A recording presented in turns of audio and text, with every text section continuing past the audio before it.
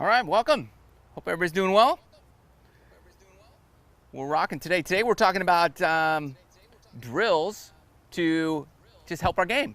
So whatever you need help with, get your questions in. We're just going to go over drills that are going to improve, hopefully improve what we're trying to accomplish.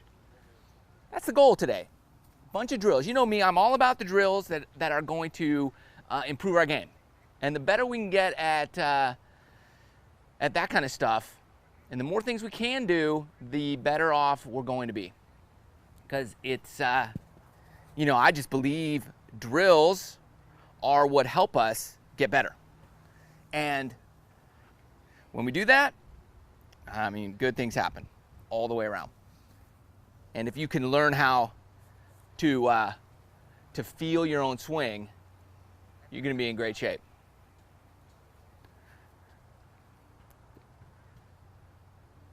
Make sure everybody's we're doing well.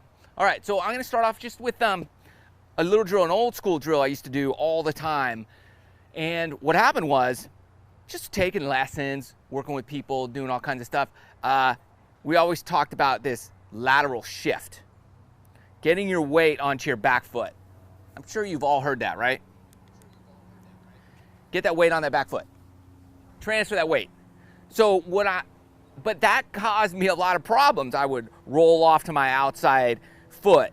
I would get back here and I wouldn't come back. I'd stay back here and turn and hit a high, weird, fat shot. You name it. So I had to come up with something, but everybody was telling me, man, you've got to move back. You look at all these players, their head moves back a little bit. And so it just got me in a lot of trouble. And I wanted to do something to eliminate that. So, people teach it different ways. Some people call it like a stack and tilt move, which I don't really, I don't know. I don't do the stack and tilt, but there's some pieces of it that I think are important that could just help us develop a better feel and get us out of these, awkward spots where we get too much lateral weight shift.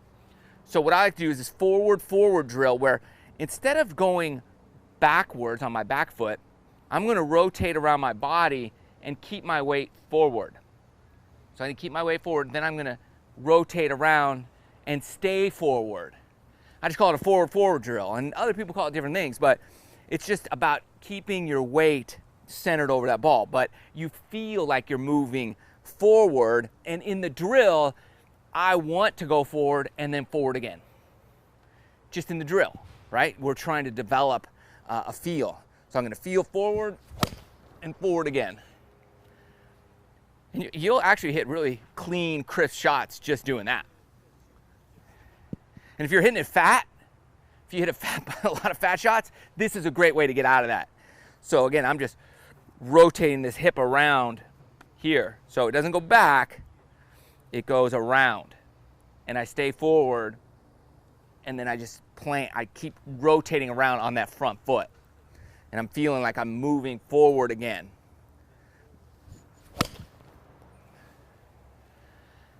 And other things might happen is if you're not used to doing that and feeling that move, you might start blocking stuff to the right or pull hooking it left. But the goal is to get the feeling of not shifting your weight so much. Because so many times, just this little bit of weight transfer, if you don't get back, or you get back here, and then you turn and you don't come back, it could get you in a lot of trouble. Yeah, it could be a very powerful move, but look at my knee. My knee just pops out here. You don't want that. I'm losing power like this, and I want to keep that in here. Great way to keep it in is just to rotate around your body. So that's something I love to do. Oh.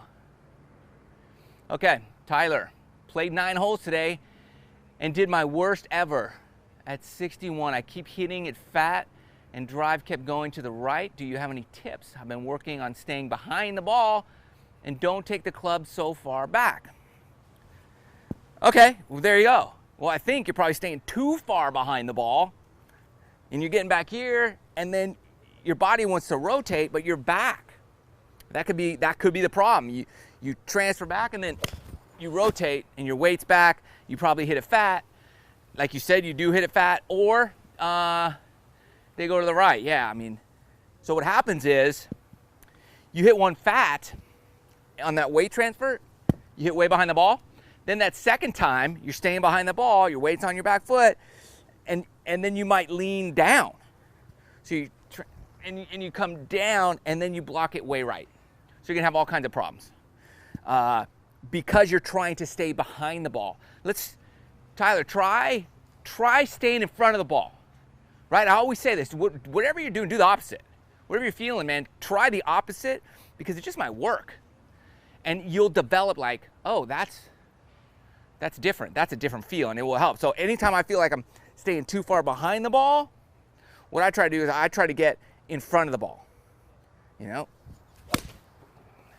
You're just not gonna hit it fat, right? If I hit it fat, oh, I hate doing that. I'd rather hit it thin. Anything but fat. So I try to stay in front of the ball. Okay, Tyler? Let me know if that helps. Because you really want to eliminate those big, giant misses. But look, we're all gonna have bad days, and we're gonna feel off. So we've gotta come up with ways to just get out of that funk. It's like hitters in baseball, you know, they go through slumps. You're gonna go through a slump. I don't care what you do, how good you are. There's gonna be times where you just wanna throw your clubs in the lake. So I feel your pain. I mean, it happens. So I just typically do the opposite of whatever I'm feeling. I'm trying to stay behind it. Well, let me try to get in front of it now. Because I think behind it, you know, it's a myth. We just get too far, we get stuck, then our weight's on our back foot, and you can't turn and rotate through it. And once you start that lateral shift, it's easy to get that club stuck. This is stuck. When you pull it down in here, and then you're stuck, and then you'll go way right, and bad things will happen. Now, yeah, you can get your weight too far forward too, and dip down, and then you're gonna come up and spin out of it, and that's gonna happen as well. And I would say if that's happening, then you wanna, again, do the opposite and try for a little extra lateral weight transfer.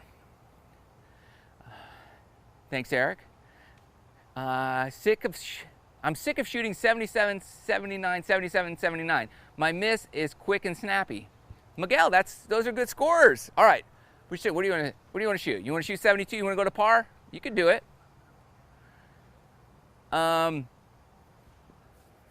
those are solid scores. Okay, what do you do? You're like Miguel here, who's shooting 77, 79 every other day.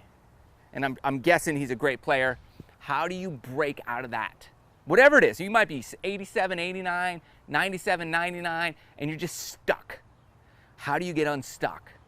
That's always a challenge, okay? So what I do when I'm stuck, I really dramatically change up everything. What do I mean by that? So I'll go play with 3 or 4 less clubs on the course. I will leave my driver in the car. I won't play with the putter, believe it or not, and I'll putt with my sand wedge. You gotta change things up to break the cycle. If you go out with all 14 of your clubs and you're shooting 77, 79, 87, 89, 99, whatever, and then you play with half your clubs and you shoot the same score, you're gonna build confidence. You say, oh, I don't have to worry that I don't need 4 wedges, but now I have 4 wedges. Wow. It opens up a whole new world. So I would do that. I would go and I would play a little game I like to do called worst ball. And so I'd hit 2 shots. I'm on it. You know, if you have that luxury, right? You're on a course and you're playing by yourself or with one other person, and you could hit 2 balls. You hit your first ball, okay? And then you hit a second ball. So let's say that's a par 3. I'm hitting a 5-iron here. And it's wherever it is on the green. So then I hit a second ball. And then I have to play the worst of the 2 shots. And then I hit my second shot from that point. And again, I take 2 shots and I play the worst ball every single time. And that could help get you out of those funky spots.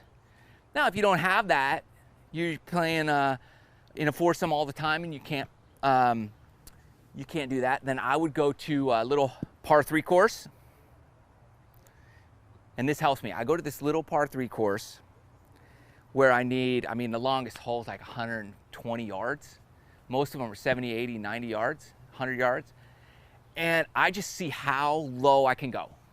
And usually it's like 500 par, 600 par at these little courses. And you just have birdie putt after birdie putt after birdie putt. And you just get used to making birdies. It could definitely help get you out of that stuck, rut you might be in. Okay, do I keep my back? It does. Okay, does opening your stance at address cause loss of power? It could. Doesn't always. Depends what shot you're playing, right? So let's say I've got a fire. So let's say I opened up. Open up feet. So it's not loss of power. Sometimes I play a fade. I'm opened up like this. Shoulders open here, I believe. Yeah. Okay. I'm really trying to open up a little bit.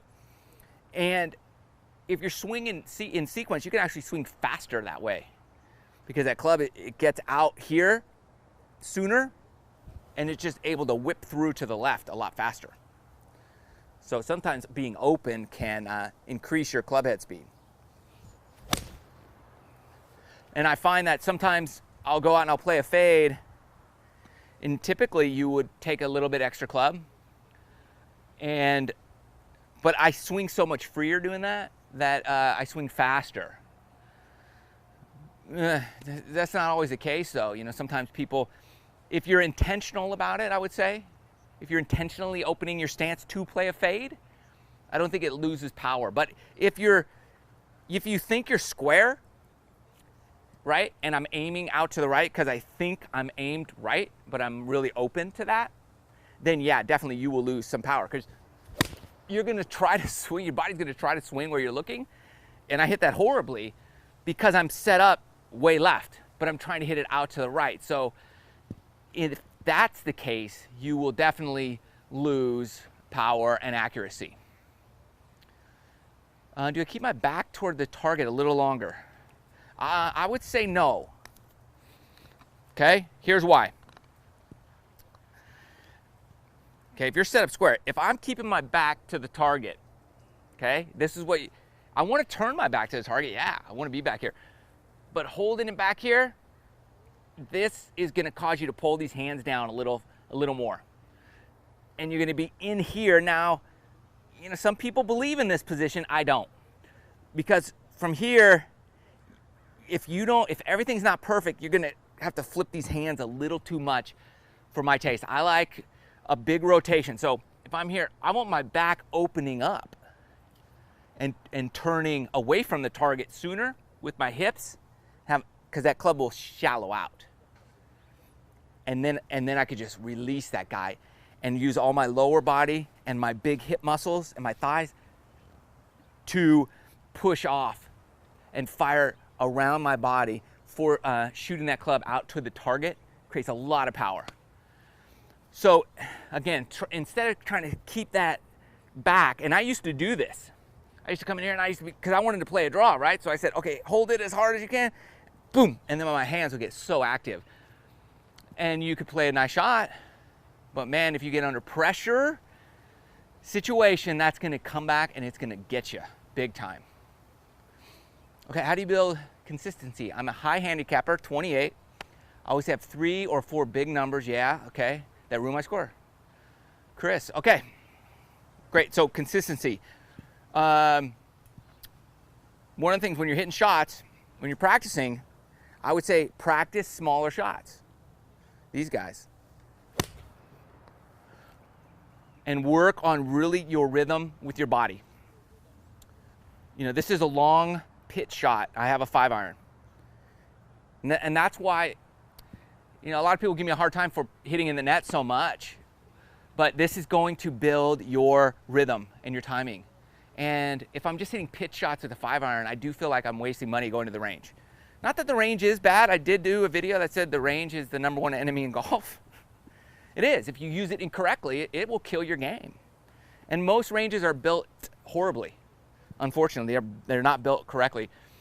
I was out at Santa Luz last Thursday doing some video work with Bob Lampkin, Lampkin Grips. Dude, fantastic guy. And so of all the ranges I've seen, that is one that is built correctly. Santa Luz, it's San Diego. One of the finest, they actually cut what look like fairways in the range. It's phenomenal. It's nice, and I've been a member of different private clubs in my day, and they had nothing like this. So it's pretty nice. But building consistency is taking little shots like this with a 5-iron, 6-iron, all your clubs. And this is how you're gonna work on, swing stuff as well, Chris, okay? Let's say anytime I wanna do a swing change, a grip adjustment, whatever, I have low hands, I wanna get my hands up here. I'm right here. This is where I work it out.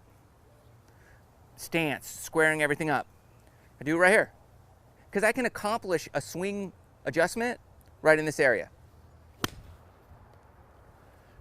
Turning my body, doing all that. And over time, you will build consistency in this. And I would work a lot on my chipping and putting. Specifically, I don't know how good of a putter you are as a 28 handicapper. I play with 28s who are really good putters. They just can't chip or hit their driver, but I would chip a lot. This shot right here. You've got your wedge.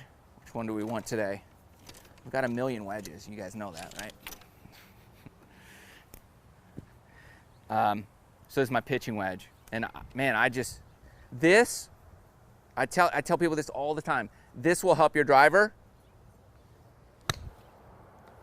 pitching and work on flight control, trajectory on those types of shots. So like that goes to the top of my net.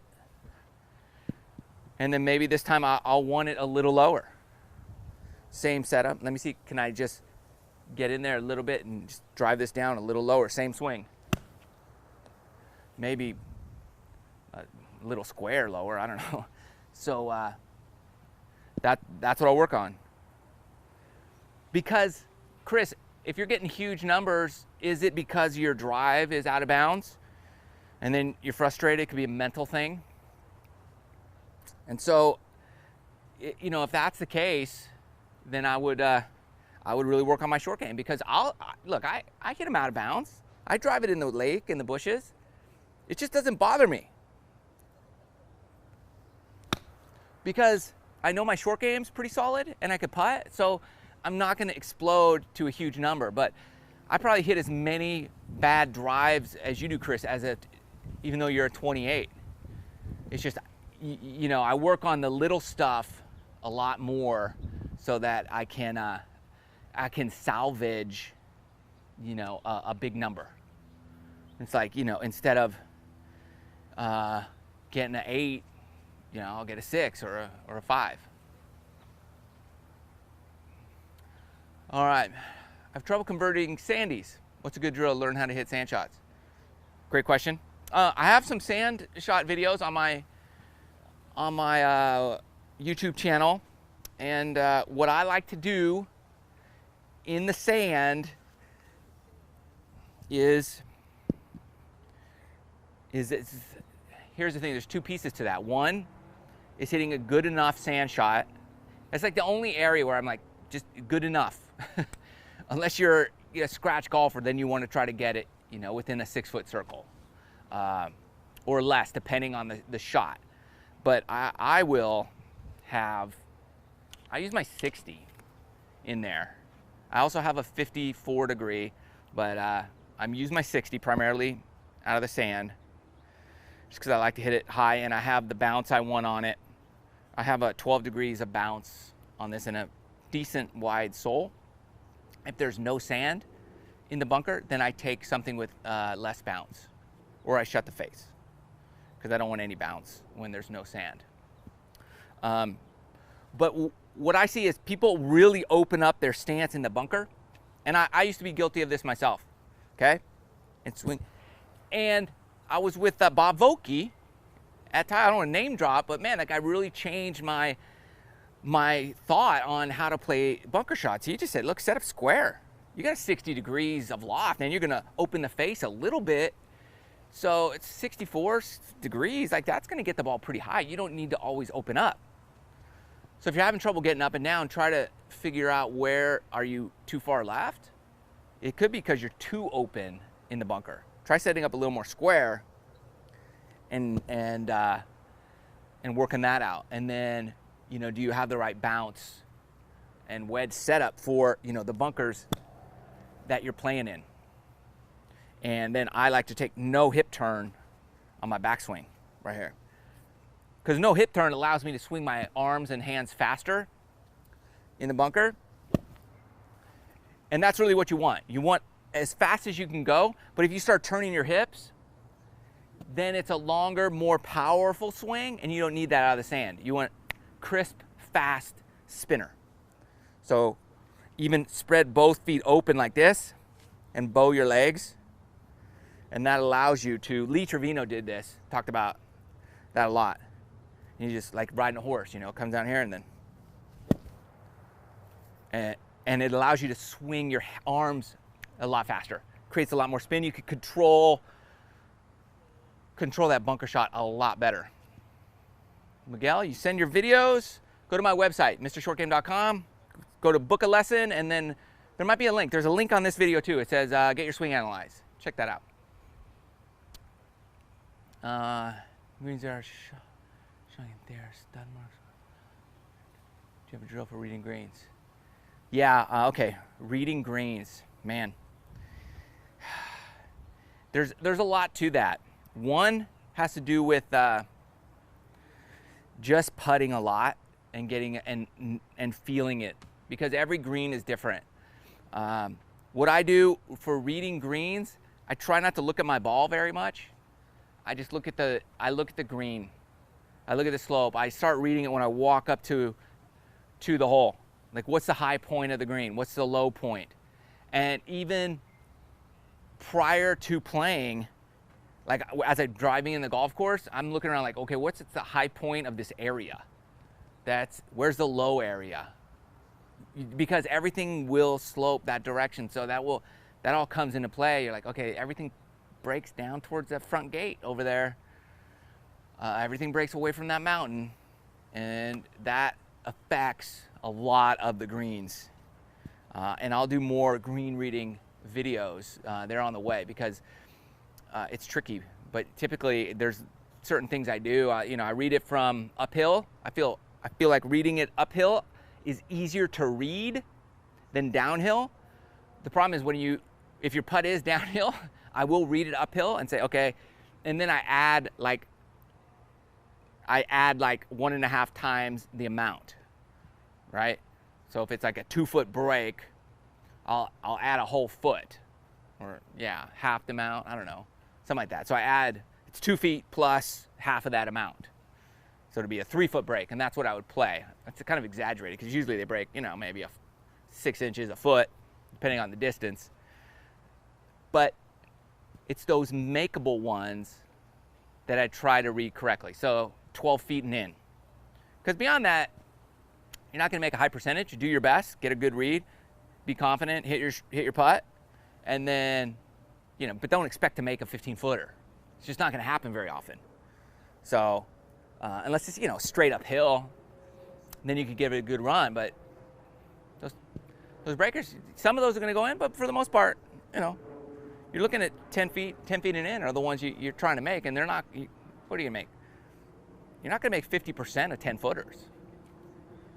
You might make 50% of 6-footers, right? So you just gotta have a real expectation. All right, let's get to this other drill that I wanted to work on, and it has to do with, it will help a lot of things. So we did that forward drill, and then there's this little backswing. I know a lot of people have trouble with their backswing. They take it inside, outside, they pick it up. So here's another little drill that I like to work on. And I'm gonna take it back with one hand just to here, and then I grab my club. So I pushed it here, and then I connect it there. Because it's hard to take it too far back with one hand or do something weird, but it's easy to really hold it in the air, turn, and then right there, just try to grab it. Don't expect to hit these great, but just kind of have that hand here. Make sure you're set up good. I have this club pointed kind of up in here, square face, and I'm just hovering it above the ball. Push it, and do your thing, right? Again, that's why I say, like, if you're having problems, every time I give a lesson, it's, okay, what's the problem? Let's start doing drills. And those will reveal what's wrong with you. And quite often just fix you. Just doing little drills. You don't always need, you know, if somebody's like, oh yeah, you're right here, you need to be right there. Let's just, from here to here. We gotta really spend, give me $150 and we'll fix you up from here to here. Like, no. Sometimes you just need a drill. Almost all the time you just need drills to get you back in sync. So push that, I'm gonna grab it right up here. And there you go. And don't expect, like, again, like, you're not going to always hit great shots while you're doing drills. That's not the point. The point is to get you back on track. This kind of stuff gets you out of your comfort zone. You get much more focused. You're feeling your body much more. And you're just pushing it back. It's all about just trying to get my body. Your body knows what to do. It wants to do the right thing. It really does. It's just something gets off. I was talking to a guy today at the golf course. He's a pro. And he just said, man, when I get off, it's all alignment. It's all alignment for him. And so he just had to get his shoulders, you know, back to square. But he was so open, he felt like he was aiming, you know, out here to, you know, Texas when he's, you know, trying to hit it to Portland. It's not going to work. So here, you know, it's hard to set up wrong when there's one hand on the club. It's right there, and I'm just going to push it to here, grab, and go. And it really helps sync your body and get you that one-piece takeaway.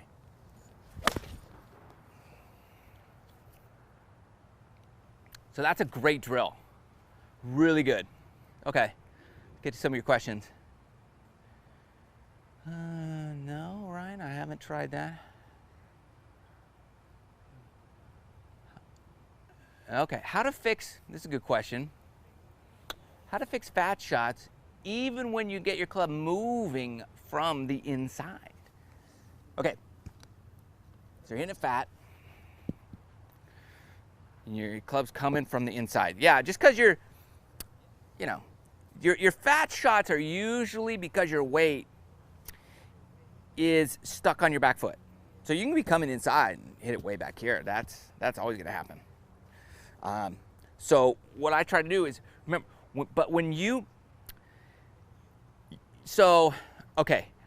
your club will bottom out at the bottom of the arc of the swing. Always, right? So, where's the bottom of that arc? Okay, so if I set up here, my feet are together, right? And I'm just swinging. That bottom of the arc it's right here. Okay? It's pretty centered. Now, what if I want that bottom of the arc to be up here? What do I have to do? Right? I have to rotate my body, right? So I rotate my body. Now, the bottom of my arc, which was here, when I rotate, it's now going to be up here. Does that make sense? So assuming you're setting up, you know, you're not setting up like this or something weird. Assuming you're setting up fairly close to neutral setup or fairly good, the bottom of your arc is going to be aligned with, let's say, your your sternum, your center of your body. So if you're coming from the inside and you're not rotating, that's the bottom of your arc. It's right here, or it's gonna be right here. So what I try to do is rotate here, and I mean, it's gonna be hard to hit it back here. Your club is just gonna bottom out right there. So that's what I would say you wanna try to do is rotate around a lot more here and try to be wide open when you hit and pushing forward. That's the feeling you want to accomplish. If you're trying to change where you're hitting the bottom of that arc, I want to rotate more through that. And then I felt like I was here when I hit the ball. Because the only times I hit it fat is when I'm here and I'm shut. Now, all right, I think we're back. Sorry about that. Technical difficulties. Had to reboot. Sorry, I'm sorry. I don't know what happened. You know, the internet. I know, everybody probably took off. That's fine. What were we talking about? I don't even remember. All right. Thanks, Telly. You're all right, man. You're all right. Okay, so we were working on, yeah, I think of hitting fat shots, shallowing out the club, really changing our center of gravity, the center of our bottom of our arc. So if we're not rotated, our bottom out area is going to be way behind the ball. So we don't want that. So we want to rotate that so that it could be out in front of the ball. That's how you hit down on the ball and through the ball. And so a great drill for this is, and it will feel weird for sure, but all the drills that we do are designed to feel weird. Because the more weird you feel, the better you get. So if you're hitting fat shots, set up, rotate here, like this is where you want to be. Okay, feel this area here, right? I'm not moving forward here, I've just rotated, right? And I'm in here. And so my sternum is way out here, okay? And this is just what I want to feel. I want to be right in here, feel this. Just kind of, you know, let this kind of hover over here, and then go through the ball there. Just little, you know, little 40 or 50 yarders, 5-iron. Come here, feel that, and feel that, and you're just getting that feeling to be in here. It's like a Lee Trevino-esque feeling. We'll go longer today too, right? I won't just shut it down at 5 o'clock, right? Give you some extra time because the internet died on us. Here's another drill I really love that has helped my game tremendously because it's instant feedback. That's what I'm all about. I don't like to wait. I don't like to wait in the mail for stuff. I like to know right away. So I just set up 2 balls here. Okay. My club can fit through those. And then this ball is about right in the center, about a foot in front. Right in there. It's kind of, this will help you. I want to go between these guys. Okay? On the way back. If I hit the inside ball on the way back, I took it too far inside. If I hit the outside one, yeah, too far outside.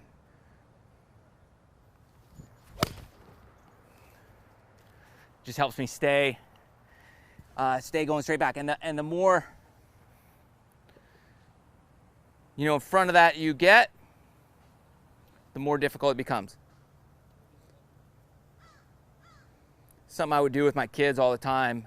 Just gives them a visual aid and a feel. Helps them really get that first takeaway.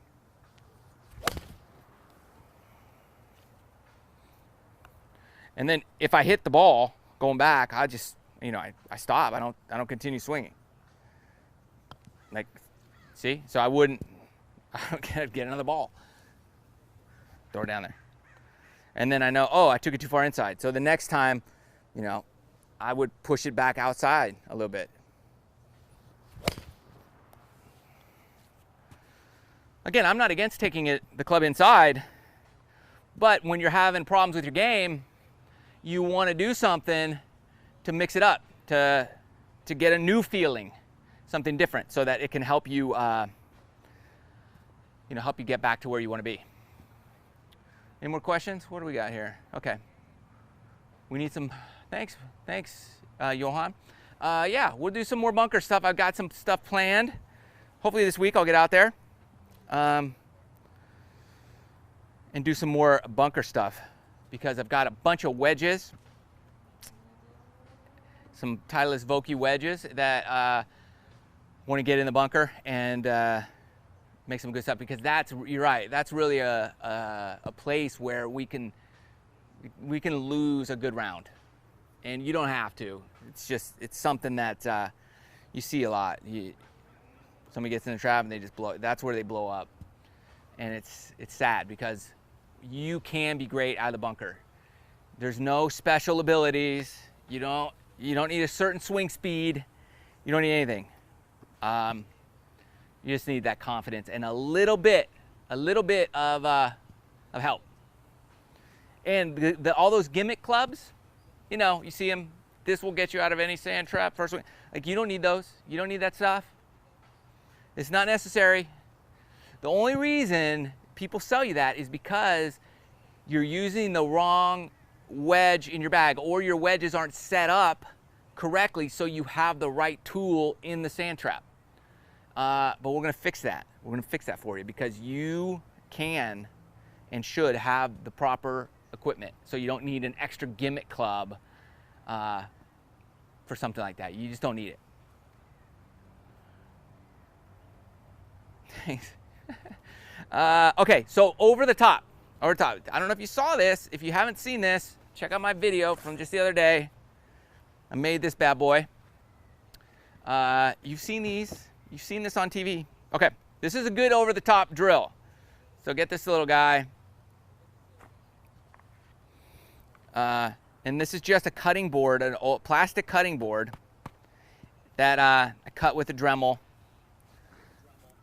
It was like $5 for 3 of them. And then I bought these, it's like a handlebar grip.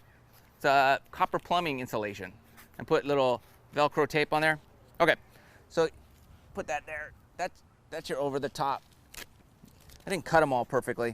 So you gotta find the right one. All right, that's good. Put that down there. So cut it out. So this helps you make good ball contact. So this would be, if I come over the top at all, I'm hitting that foam dude. Okay, so I don't want to do that. So again, this helps you, and you could put the front one on too. This will really help you stay. I cut one of these 2 angled. That's the one. So, but you can cut. It's cool about making this stuff yourself. You can customize it to whatever you want. Like I could cut 20 of these things. Cost me $1. So having this front one really helps too, because I have to stay underneath that as well. If I come over the top, I could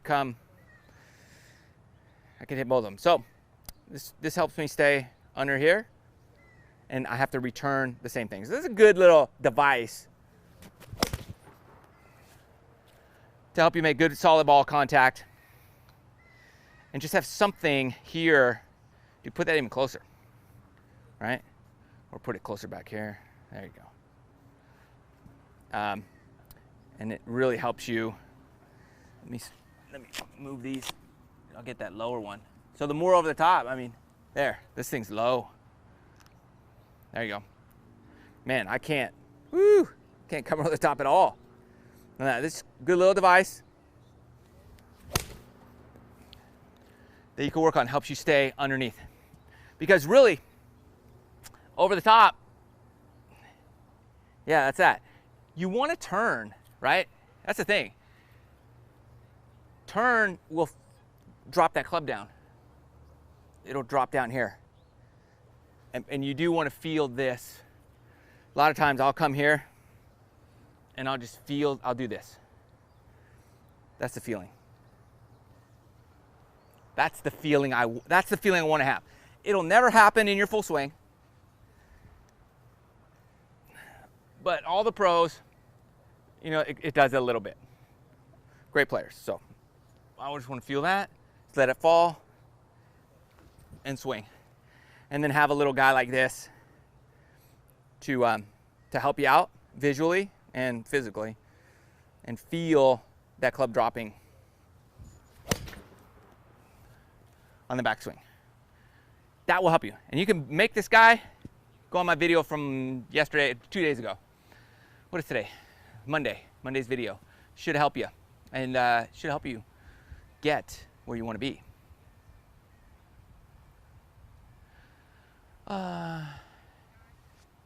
Thank you, Dylan.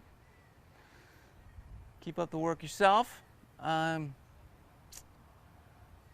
get too armsy. Okay. Oh, okay. To get a deep enough turn in my backswing, I get too armsy.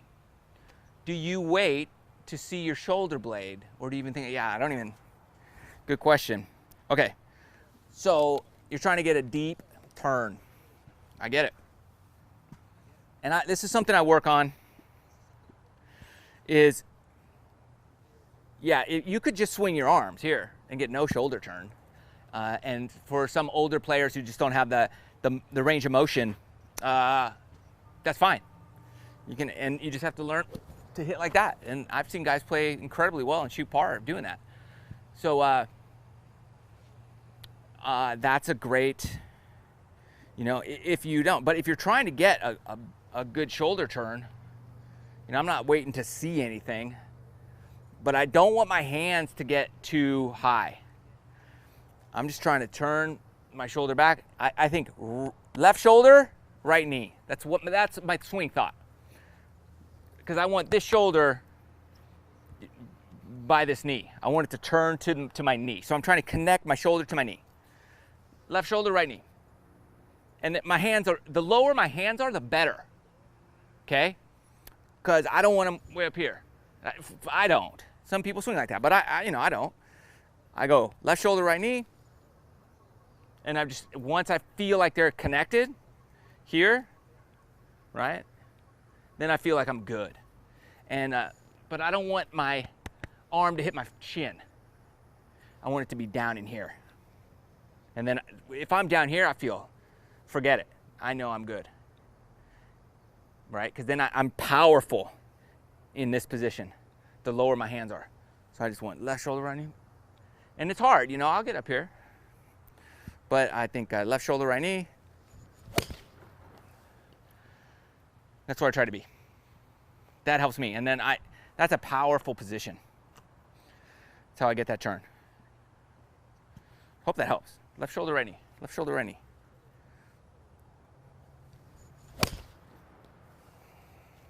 That feels good.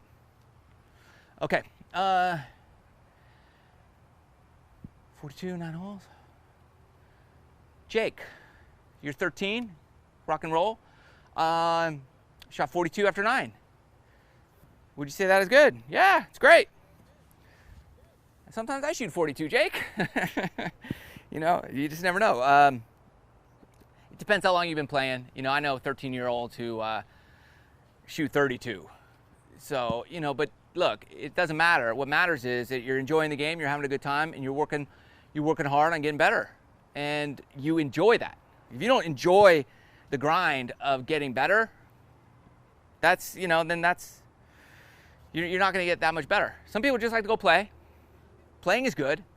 Some people love to practice. I always loved to practice. I loved grinding it out, practicing. I just love that. I love chipping, and I love seeing all my balls close to that hole when I chipped. I had like, you know, 3 baskets, like a few hundred balls that I would chip, you know.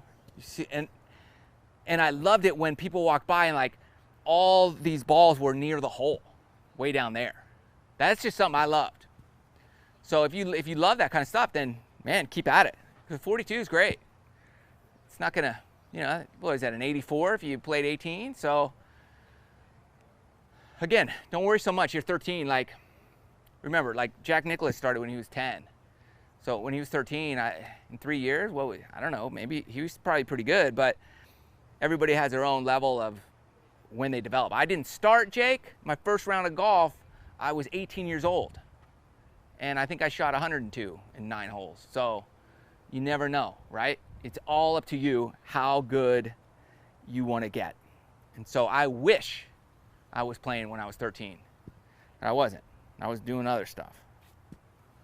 It wasn't good. Now some was good, but I think you can grow. You can be as good as you want to be. It's just up to you. Uh-oh. Something I think. Okay, any tips for using a hybrid, bumping runs around the green? Yes, it's one of my favorite shots. And probably my all-time best shot of my life was with this guy right here. LA Country Club, match play. 14th hole, 14, 15, 16, yeah, 14, I think it's 14th hole, par 5. Match play, quarterfinal match. I think quarterfinal match, match play of this match. I was playing against this guy. He was a member there, and the 2 guys, my partner and I, were playing these 2 guys, and man, it was tense. And I had this shot. The guy, my opponent, had the same shot, and he hit a 60, and I didn't even pull out my club yet. And I looked at my caddy, and I grabbed this club right here, and he just was like, yes, shaking his head. And I'm like, all right. I said, I'm gonna roll up that sprinkler, and I was like, whoop. Rolled up to a foot from the hole, good. Won the hole, won the match. So, okay. So when you're doing this, here's what I do with hybrid, and I recommend you practice this and work on it because it will help your ball contact in all areas of the game. But typically, I do use a putter grip. So whatever grip you use on a putter, that's what I use. And I just have this, like, here's my regular grip. I have the reverse overlap with the putter. Sometimes I run my finger down my hands, but it's at least right there. And I'm usually right around here, okay? I keep my feet together, and I just rotate like a short little chip shot. And I want to open up as I hit. And I do that putting too. So hands slightly forward. I don't necessarily put too much weight forward. I'm more 50-50, slightly forward. And I like to take a shorter backswing with that, and because you're trying to get a little loft on that ball to get it over, you know, whatever, the rough or the fringe that you're trying to go over. So that's what I would work on. And I would just practice a lot.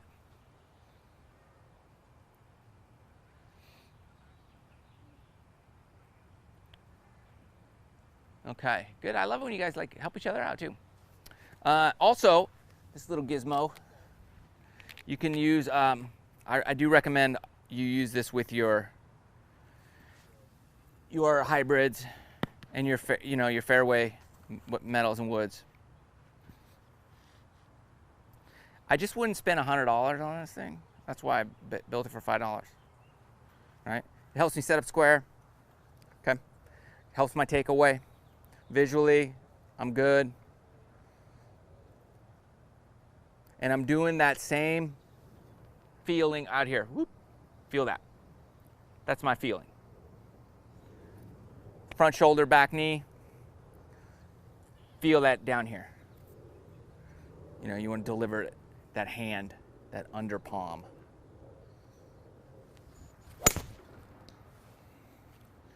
It should be good. So if you can,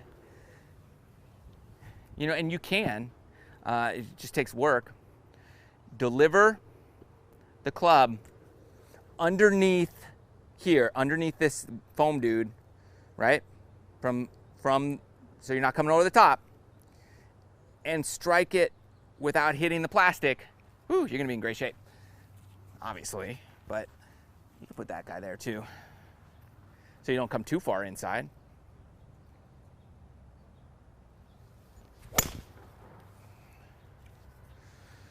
And just be aggressive through that. It's gonna be a great fairway hybrid drill for you. Okay. Let's see. You guys are helping out. Oh, you're all helping out Josiah here. All right, awesome. How do you fix a sliding foot? Which foot? Is it front foot or the back foot? Let's say it's your back foot. All right. Did you see, who was that? Who was it? LPGA girl, woman, whatever. She was it Beatrice Ricari or something like that? She took her backswing, her foot slipped, and she missed. She swung and missed. Is that who it was? Oh man, it was just like, oh, and then she, you know, she stood up there and then hit her drive again, and it was her second shot. Oh man, poor thing. But at least her foot slipped. I mean, what if you just missed? Kevin Na, who just won, you know, he used to, he wasn't swinging. He would like pull out. He would purposely miss. He's like, nope, I'm not swinging, and pull back and okay, back foot, and then he would, you know, it wasn't a swing, which is fine. Okay, so your back foot. So I would say this happens to me a lot, and I got these little nubs here, so I don't know. I feel like these slip more than like a spike. But typically, you should be able to play like in wet conditions with tennis shoes on and not slip. But here's what happens. If you're sliding too far back or your weight is on your front foot, it could slip out, okay? So here's what I like to take it back, rotate around my body like I always do, and just squat down with my knee. Squat down with my knee. And you shouldn't have an aggressive explosion. It should all happen slowly. So I'm rotating, and where's your weight, right? If your weight is too far back on your heels, your front foot, the front of your foot will slide out, right? If you're on your heels, you take it back, and that could slide out just like that. So get more on the balls of your feet and rotate, and then that ball of the foot shouldn't slide out at that point if you're up there. You know, you're down here, your weight is rotating backwards here, and you're on your toe, right? If you transfer your weight here to your front foot, that could slide out. That's why I'm big on stay on your ball of your foot and rotate, because then you're planting that foot is going down, not out. But if your weight transfer too much, then your weight is going this way. And I want my weight to go this way, like that. Because then that foot is driving down and around, and it won't slide. Hopefully that helps. Stay on the ball of your foot, down, around. And you should be good. Just try to screw down and around. Because you want your foot to go down, not out. Yeah. That should help. Another thing you could do, just to check yourself. Get a club back there. Okay. And then just stand on it, side of your club right there. Okay. Because you want to make sure that knee, if your knee gets outside of your foot too, out here, that could slide as well and slip and slide. So you want to make sure that knee is in. Okay. I know it's hard. If it's straightening out, that could also be your problem. There's a lot of stuff happening. So we're going to keep that back knee bent at all times. Load on your downswing, on your backswing. And keep that, but holding this club here with your foot will help you kind of eliminate and start figuring out where your issue is. So bend your knee. And then, so work on that. Also, Josiah, I would work barefoot a little bit too. Because, you know, if you don't have anything there, it's gonna really force you to use your feet properly. and your body. So you could just be too aggressive in it. You could be losing that knee. You could be on your heels too much, right? Your weight transfer could be a mess. Hopefully not. So do that forward drill that we were working on, okay? Just rotate around your body. And it should be good. Let me know. Let me know. Yeah, you're right. George Jenkins has a great, yeah. If you guys aren't following him, he actually has a new YouTube channel. Some clown stole his other channel. GG Swing Tips is not George Jenkins. But he has another one, George Jenkins Golf. He's a great instructor. I know him. He's this cool dude. Talk to him every now and then. See him at events here and there. And yeah, he does a big squat down on the downswing. He's here and he's boom. And for me, that's a great move. For me, I like to do a little more squat on the backswing. Go down and then around. That's kind of I would say the biggest difference between Jenkins and myself. And he's a great instructor. I'm not gonna, dude's one of my favorite instructors. But yeah, he kind of takes you up and gets you down. That's fine, you could do that. I like to go down like a Ricky Fowler. I like to go down and then around. That's just me. But he's doing some good stuff over there. So check him out at George Jenkins Golf. Good stuff. He only has a couple videos up right now, but he's rebuilding after dude stole his stuff. Okay, any tips for shot shaping? How to draw and fade? Bye, Josiah. Okay, yeah. So we talked about this, I think last couple shows. I always like to set up square. Always set up square. And then I like to either push the ball or pull it and shape it that way. That's just, so everything's square. So I'm never opening the face or setting up open or setting up close. I'm always setting up square, okay? And then if I'm drawing, I'm just gonna push my club here, out to there. So this would be my little drill. That's where I wanna finish. And then do it, okay? Work on after impact position is what I like to work. Set up square, I'm gonna fade it. So I'd want that club square, working this way, right? So I'd set up, I'd feel it over here, and then swing. And all I'm doing is feeling a different post-impact position after the ball, either out or in. And that's where I start working shots, because then I just have a tiny fade, a tiny draw, or, you know, and then get more and more. If it's not drawing like I want it to, then I do a more exaggerated post-impact position. Like, oh, wow, way out here. And then that's, I just sent that through my net. Hopefully I don't hear a broken window. It was a big draw. Hopefully everybody's okay. Anyways, all right.